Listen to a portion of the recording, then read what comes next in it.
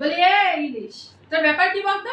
হ্যাঁ, সারা বছর কোনো রকম পাত্তা নেই, আমরা সবাই সারা বছর পাবলিককে সার্ভিস দিয়ে যাই, আর তুই মাঝখানে 2-3 মাসের জন্য এসে একেবারে সমস্ত সবাইকে কিরকম হেয় করে রেখে দিস, যেন মনে হয় তুই একা সর্বা।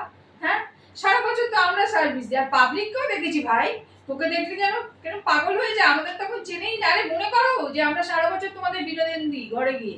হ্যাঁ, এটা কি হচ্ছে?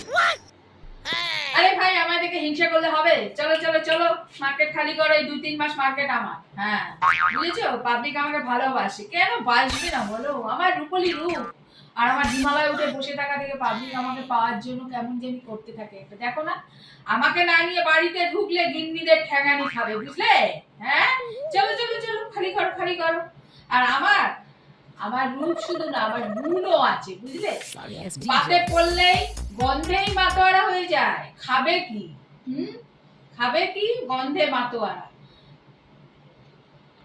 আমাকে বাড়িতে নিয়ে ঢুকলে সারা পাড়ার লোক জেনে যায়, সারা পাড়া কেন, বেপাড়াও জেনে যায় যে আজকে ওদের বাড়ি ইলিশ এসেছে।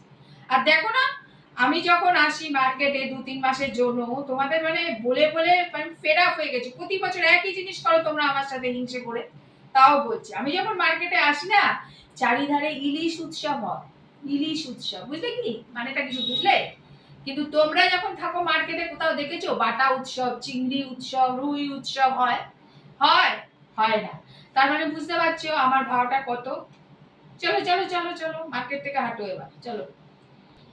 আরে ভাই, চিংড়ি আর ইলিশ তোমরা বরাবর দেখেছি ঝগড়া করতে দেখে যাও। হ্যাঁ, তোমাদের মধ্যে এত কিসের ঝগড়া শুনি আমি একবার? হ্যাঁ, তোমরা একটু মিলে ঝুলে কাজ করতে পারো না? কোলাজ করে কাজ করো, কোলাজ করে, বুঝেছো? এটা কিরকম ম্যাডাম? সেটা কিরকম ম্যাডাম? আরে ভাই, সেটা কি রকম আমার থেকে বোঝো? আগে থেকে ঝগড়া লাগিয়ে দাও। আমি তোমাকে বলছি, চিংড়ি ইলিশের যখন মার্কেট থাকবে, তুমি এসে একদম ইলিশের পাশে বসবে, বুঝেছো? যাতে যখন খরিদ্দার বা পাবলিক যখন নিতে আসবে, ইলিশকে ব্যাগে ভরলে তোমায় দেখো ফিরে যেতে পারবে না, প্রচুর লোভ হবে তোমাকে দেখে। আর ইলিশকে যখন বাড়ি নিয়ে যাবে, সাথে তোমাকেও নিয়ে যাবে। যদি ইলিশ পাতুরি খায়, সাথে চিংড়ির মালাইকারি খেতেও সে বাধ্য হবে। এমন বাধ্য করে তোলো পাবলিককে, তবে না বুঝবো। আর হ্যাঁ, কোলাজ করে কাজ করো, তা না কিন্তু ইনসেনটিভ কাটা যাবে, আমি বলে দিলাম। ঠিক আছে ম্যাডাম, ওকে, কোনো চাপ নেবেন না, আপনার কথা মতোই আমরা কাজ করব। তবে কবে থেকে বলছি তোমরা পারো না? খালি ঝগড়া করবে দুজনে মিলে। ওর সাথে কোলাজ করে কাজ করো। ঠিক আছে ম্যাডাম, আমরা কোলাজ করেই কাজ করব, ঠিক আছে?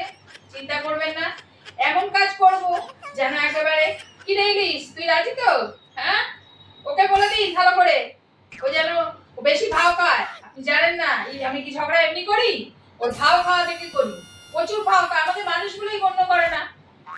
যাই হোক, আপনি যখন বলে দিয়েছেন, আদেশ শিরোধার্য, আমরা একেবারে কোলাজ করে কাজ করব। আর হ্যাঁ, এমন ভাবে আমরা কাজ করব দুই ভাইকে যেন নিয়ে যেতে বাধ্য হয়, পাবলিক যেন বাধ্য হয়।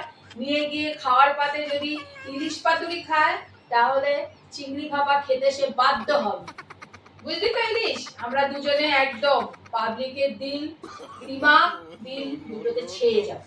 এটাই আজকে থেকে আমাদের পণ, ওকে?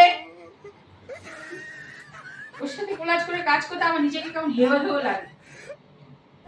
যাকে ম্যাডাম, আপনি যখন বলেছেন আর চিংড়ি যখন বলে দিয়েছে, ওই হবে, ওইভাবেই আমরা কাজ করব। টেনশন নেবেন না, দেখুন আমরা কিভাবে কাজ করি। তবে হ্যাঁ, ইনসেনটিভ কিন্তু আমাদের মারবেন না। এই মাছের বাজারে যেন আর এমনি ক্যাচ ক্যাচ ক্যাচ ক্যাচ থাকে মাছের বাজারে, তার মধ্যে তোমাদের এই ক্যাচ ক্যাচানি আমি আর নিতে পারছি না। আমি যেন দেখি দুজনে কোলাজ করে কাজ করছো, আর যেন মার্কেট হাই হয়। হ্যাঁ, তোমরা এত চেঁচামেচি করে একটু ভাবো না, বাকি ওদের কি হবে? হ্যাঁ, ওই যে রুই, পাবদা, কুনো, তারপরে আছে তোমার মোরলা, এদের কি হবে? এরা তো এক করে চুপ করে পড়ে তোমাদের ঝগড়া দেখি, কাজ করতে পারে না ঠিকঠাক ওরা।